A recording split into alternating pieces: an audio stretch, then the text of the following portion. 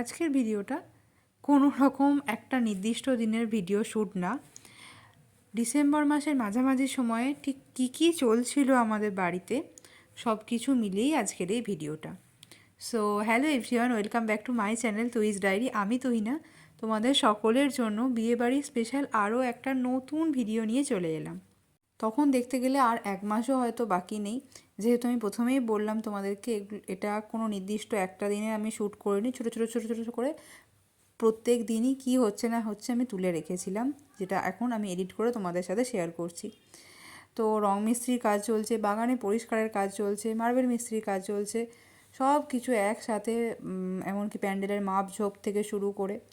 আসলে প্রায় 20-22 বছর পরে আমাদের বাড়িতে বিয়েবাড়ি হচ্ছে, তো তাই সমস্ত কিছু আছে যতটা সম্ভব আমরা চেষ্টা করেছি, আপ্রাণ চেষ্টা করেছি সবাই মিলে, যতটা সম্ভব পরিবারের সকলে মিলে যতটা সম্ভব ঠিকঠাকভাবে সব কিছু করা যায়। তাও তার মধ্যে হয়তো ভুল ত্রুটি হয়েছে, যাই হোক।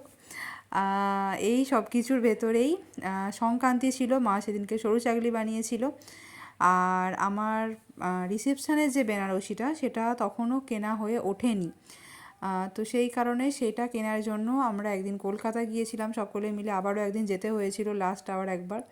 তো তখন মাকে আমি প্রথম থেকেই বলছিলাম যে তুমি জামাইকে বরণ করবে তো একটা বেনারসি নাও, বেনারসি নাও।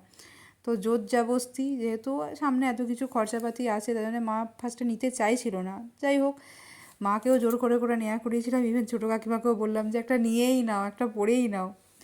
তো এইভাবেই সমস্ত কিছু, ছোটো কাকিমার বেনারসিটাও খুব সুন্দর হয়েছিল, আমার মায়েরটাও খুব পছন্দ হয়েছিল।